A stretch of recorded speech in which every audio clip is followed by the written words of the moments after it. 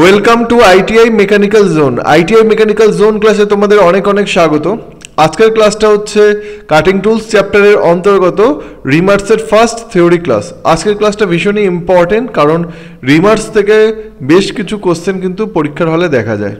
তো আজকের ক্লাসে আমরা ক্লাসিফিকেশন অফ রিমার্স অ্যান্ড রিমার্সের ডিফারেন্ট যে পার্টসগুলো আছে, ডিফারেন্ট অ্যাঙ্গেলস আছে, সেই সম্পর্কে আমরা থিওরিটা আজকে পড়ব।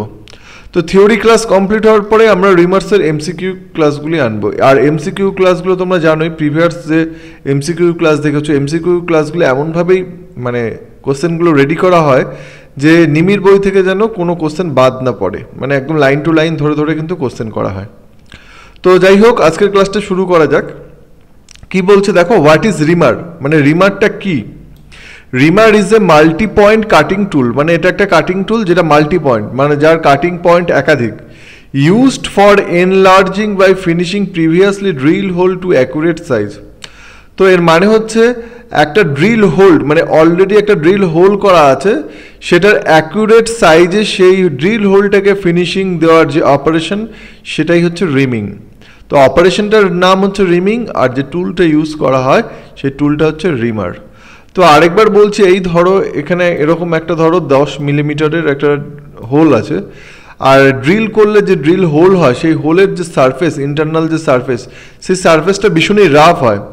তো আমরা রিমারের মাধ্যমে সেই সারফেসটাকে ফিনিশ দিই যাতে হোলটা হচ্ছে ভালো স্মুথ, মানে হোলের যে ইন্টারনাল যে ওয়ালটা সেটা স্মুথ থাকে এবং ভালো ফিনিশ থাকে, এবং অ্যাকুরেট সাইজের, উইদিন যে লিমিট সাইজ, সেই সাইজের মধ্যেই যেন থাকে। তো এটাই হচ্ছে রিমিংয়ের হচ্ছে কারণ, মানে কি কারণে আমরা রিমিং করব সেটাই, তো মানে রিমিংয়ের পারপাস। তো এবার দেখতে পাচ্ছ অ্যাডভান্টেজেস অফ রিমিং, মানে রিমিংয়ের কি কি অ্যাডভান্টেজ আছে সেগুলো এখন আমরা দেখব। সেটা হচ্ছে reaming produce high quality surface finish, মানে রিমিং করার পরে যে প্রিভিয়াসলি ড্রিল হোলের যে সারফেস, সেই সারফেসটা আমরা রিমিংয়ের মাধ্যমে হাই কোয়ালিটি একটা ফিনিশ দিতে পারি। তারপর হচ্ছে dimensional accuracy to the close limit, মানে ড্রিল করার পরে আমরা ড্রিলের মাধ্যমে কিন্তু একদম ক্লোজ লিমিট পর্যন্ত অ্যাকুরেসি রাখতে পারি না, কারণ ড্রিলিংয়ের যে সারফেস ফিনিশ সেটা একদমই ভালো হয় না। তো আমরা রিমিংয়ের মাধ্যমে কি করি, তার যে অ্যাকুরেসিটা সেটা অনেক বৃদ্ধি করি। তো যে অ্যাকুরেট সাইজে, ধরো এটা যদি 10 মিলিমিটার থাকে, সো আমরা 10 মিলিমিটারের যাতে ড্রিল একদম অ্যাকুরেট সাইজে আমরা পাই, তার জন্য কিন্তু আমাদের রিমিং অপারেশন করতে হবে। Also small holes which can not be finished by other process can be finished, মানে ছোট হোলগুলো যেগুলো অন্য প্রসেসের মাধ্যমে ফিনিশড করা যায় না, সেইগুলো কিন্তু রিমিং অপারেশনের মাধ্যমে ফিনিশ করতে হয়। তো মধ্য কথা হলো, রিমিং হচ্ছে একটা মাল্টি পয়েন্ট কাটিং টুল যার পারপাস হচ্ছে প্রিভিয়াসলি ড্রিল হোলকে অ্যাকুরেট সাইজে ফিনিশ করা। ক্লাসিফিকেশন অফ রিমার, রিমারের কি ক্লাসিফিকেশন হয় সেটা হচ্ছে দুই রকমের রিমার পাওয়া যায়, একটা হচ্ছে হ্যান্ড রিমার আর একটা হচ্ছে মেশিন রিমার। তো এখানে ছবিতেই দেখতে পাচ্ছ, এটা হচ্ছে মেশিন রিমারের ছবি আর এটা হচ্ছে হ্যান্ড রিমারের ছবি।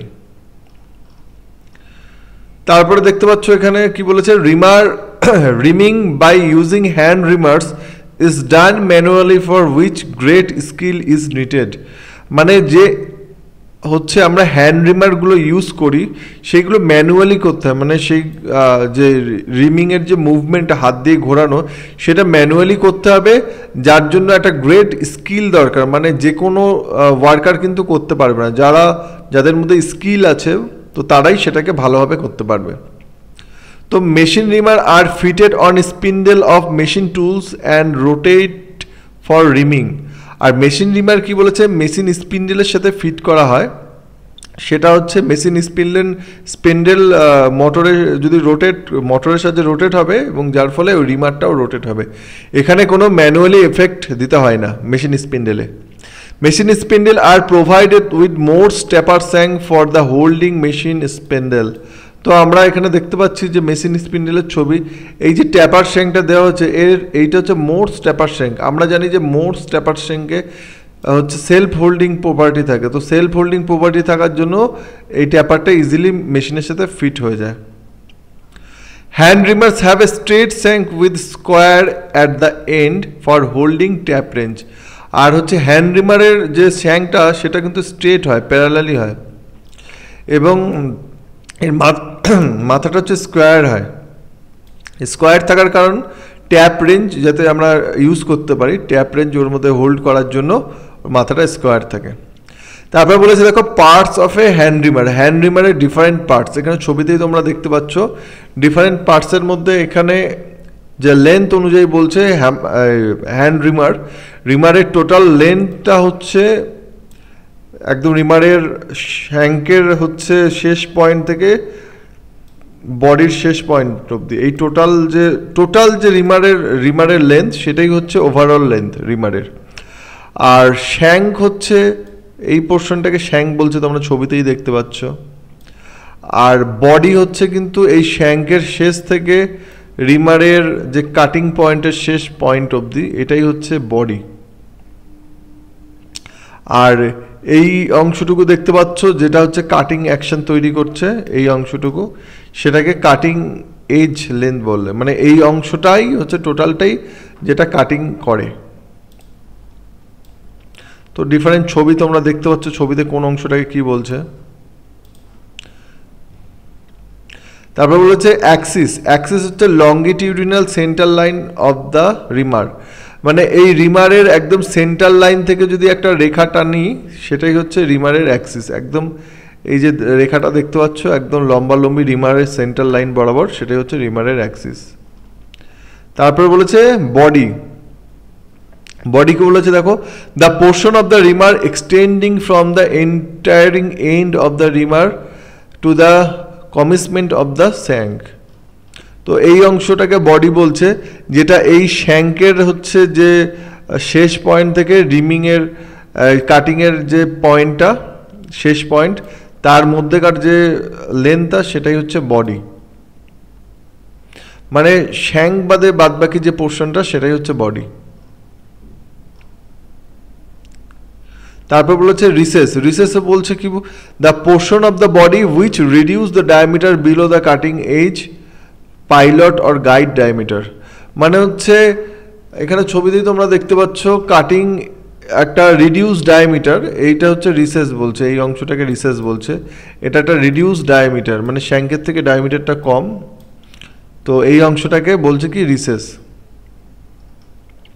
তারপর শ্যাঙ্ক কোনটাকে বলছে, শ্যাঙ্ক তো বুঝতেই পারছো কোনটা, জানোই নিশ্চয়ই। The portion of the reamer which held and driven can be parallel or taper, এই অংশটাকে শ্যাঙ্ক বলছে, যেটা হচ্ছে প্যারালালও হতে পারে অথবা ট্যাপার হতে পারে। ট্যাপার কোন ক্ষেত্রে হবে, মেশিন স্পিন্ডেলের ক্ষেত্রে, এই মেশিন রিমারের ক্ষেত্রে ট্যাপার হবে, আর হ্যান্ড রিমারের ক্ষেত্রে প্যারালাল হবে, যেটা হচ্ছে মেশিন স্পিন্ডেলে ফিট হয়, যেটা হচ্ছে রিমারটাকে হোল্ড করতে সাহায্য করে, সেটাই হচ্ছে ট্যাঙের কাজ, এই শ্যাঙ্কের কাজ, সরি। এই যে এখানে লেখা দেখতে পাচ্ছ held and driven, which held and driven, যেটা হেল্ড করবে এবং ড্রিভেন হবে। তো তারপর বলেছে সার্কুলার ল্যান্ড কোনটা, the cylindrical ground surface adjacent to the cutting edge on the leading edge of the land. তো এই অংশটাকে দেখতে পাচ্ছ সার্কুলার ল্যান্ড বলছে, এই অংশটাকে সার্কুলার ল্যান্ড বলছে, সরি এই অংশটা, ভালো করে ছবিতে দেখো, এই অংশটা মানে এখানে এই যে অংশটা এইটা হচ্ছে সার্কুলার ল্যান্ড। তারপর বলেছে বিভেল লিড কি বলছে, the bevel lead cutting portion at the entering end of the reamer cutting its way into the hole, it is not provided with circular land, মানে এটা সার্কুলার ল্যান্ড প্রোভাইড করা থাকে না।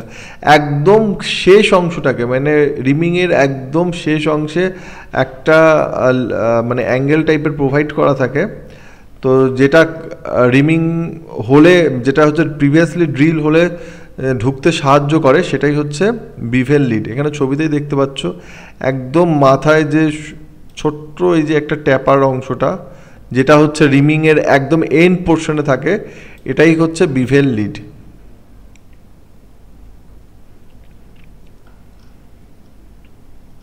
তারপর বলেছে the tapered cutting portion at the entering end to facilitate cutting and finishing of the hole.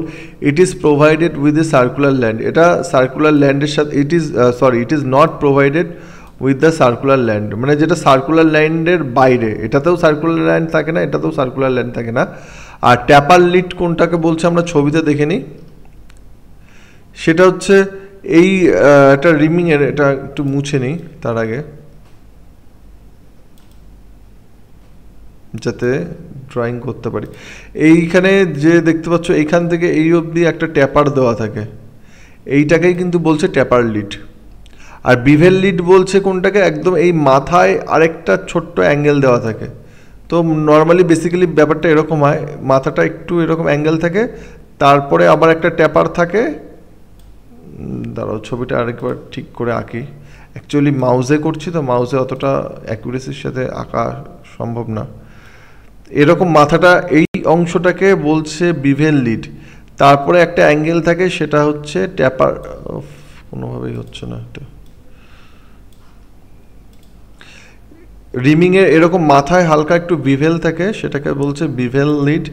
দেন এরকম একটা angle থাকে, আরেকটা অ্যাঙ্গেল, সেটাকে ট্যাপার লিড বলছে। দেন তারপরে রিমারটা এরকম প্যারালালি যাচ্ছে। সো ব্যাপারটা অনেকটা এরকম হচ্ছে। যাই হোক, এতে ছবিতে আঁকা যাচ্ছে না, এখানেই তোমরা দেখতে পাচ্ছ কোন জিনিসটাকে বলছে।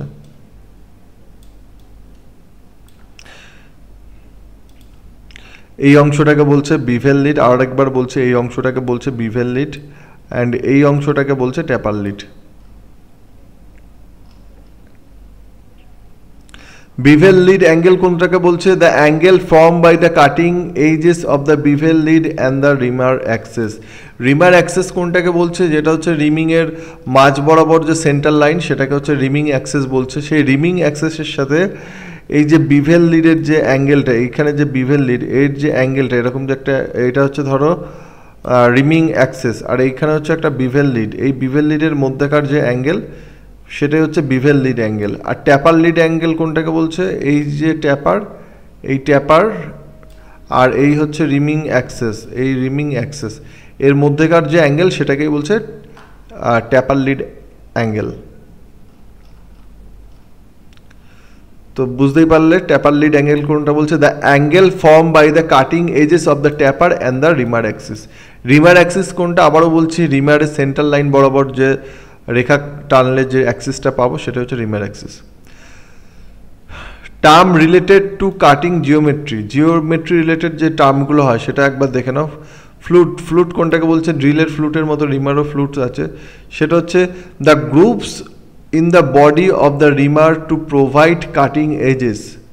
মানে যেটা হচ্ছে একটা গ্রুপ মতো থাকে রিমিংয়ের বডিতে, এই যে দেখতে পাচ্ছ এই অংশটা হচ্ছে গ্রুপ থাকে যেটা প্রোভাইড করছে কাটিং এজেস। এই গ্রুপ আছে বলেই কিন্তু এই কাটিং এজেসগুলো আছে। এই গ্রুপ না থাকতো, যদি এটা যদি এরকম পুরো একই লেভেলের থাকতো তাহলে তো কোনো কাটিং এজেস থাকতো না। এই গ্রুপ তৈরি হয় কিন্তু যাতে কাটিং এজ ফর্ম করার জন্য। আর গ্রুপের যে কাজ, সেই কাজটা যেটা ড্রিলিংয়ের যে গ্রুপসের কাজ, সেই গ্রুপসের কাজই কিন্তু রিমিং, সেম কাজই। কি বলেছে? To permit removal of chip. এই গ্রুপের মধ্যে দিয়েই কিন্তু চিফটাকে, যে রিমিং করার ফলে যে চিফ বেরায় সেই চিফটা কিন্তু এই গ্রুপের মধ্যে থেকে বেরিয়ে আসে। And allow the cutting flute to reach the cutting edges. মানে কাটিং এই গ্রুপের মাধ্যমেই কিন্তু একদম রিমিংয়ের এজ অবধি কিন্তু ফ্লুটটা প্রবাহিত হতে পারে, মানে ফ্লুটটা যেতে পারে। তারপর বলেছে হিল। হিল এখানে ছবিতেই দেখতে পাচ্ছ, এই অংশটাকে হিল বলছে।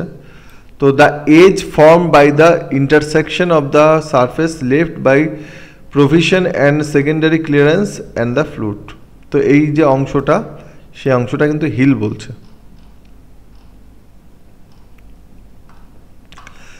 তারপর বলেছে কাটিং এজ। কাটিং এজ কোনটাকে বলছে? The edge form by the intersection of the face and the circular land or the surface left by the provision or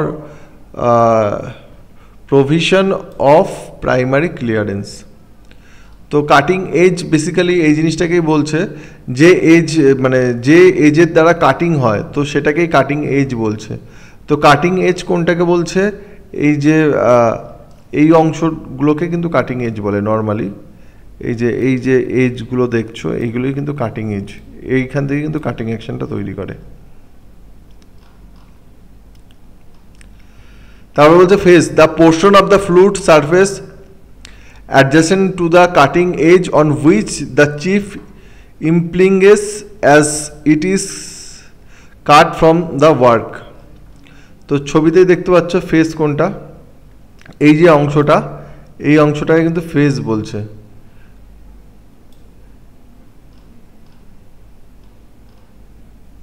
তারপর বলছে রেক অ্যাঙ্গেল, রেক অ্যাঙ্গেল কোনটা, the angle of the diametral plane formed by the face and a radial line from the cutting edge। Rake অ্যাঙ্গেলটা অতটা important না। তারপর বলেছে clearance angle, clearance angle বলেছে দা যে কোনো ক্লিয়ারেন্স অ্যাঙ্গেলের কাজই হচ্ছে ফ্রিকশনটাকে যাতে কমানো হয়। তো the angle form by the primary or secondary clearance angle and the tangent to the periphery of the reamer at the cutting edges, they are called primary clearance angle and secondary clearance angle respectively। এইটা ধরো cutting edge, এই cutting এজের সাথে যে এক মানে এটা হচ্ছে বিভেল লিড আর একটা হচ্ছে এই শ্যাঙ্ক।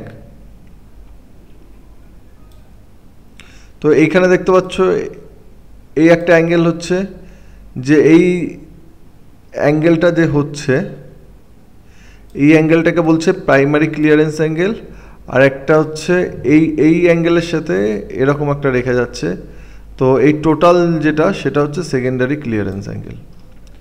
তারপর বলেছে হেলিক্স অ্যাঙ্গেল, হেলিক্স অ্যাঙ্গেল ড্রিলের হেলিক্স অ্যাঙ্গেলের মতো, এটাও সেম জিনিস, the angle between the edge and the reamer axis. এই রিমার অ্যাক্সেসের সাথে এই যে ফ্লুইডস যে এর যে অ্যাঙ্গেলটা সেটাই হচ্ছে হেলিক্স অ্যাঙ্গেল। তো আজকের ক্লাসটা এই অবধি, এখান থেকে তেমন মানে এত যে ডিটেলসে পড়লাম এখান থেকে তেমন কোনো কোশ্চেনই আসে না।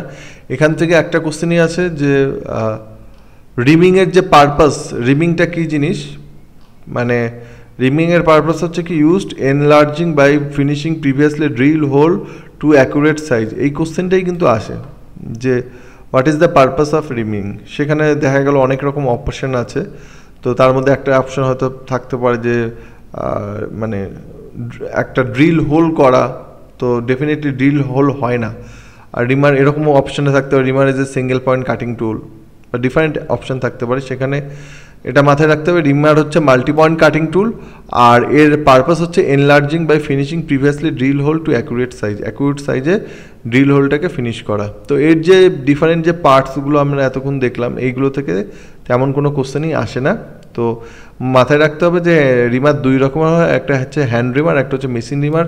হ্যান্ড রিমারের যে শ্যাংটা সেটা হবে প্যারালাল শ্যাং, মেশিন রিমারের যে শ্যাং সেটা হবে ট্যাপার শ্যাং। আর এই ট্যাপারটা কিন্তু মোস্ট ট্যাপার হবে, যাতে যার সেলফ হোল্ডিং প্রপার্টি থাকে। আর এই হচ্ছে হ্যান্ড রিমারের মাথায় একটা স্কোয়ার থাকবে, যার ফলে যেখানে হচ্ছে ট্যাপ রেঞ্জটাকে হোল্ড করা যায়।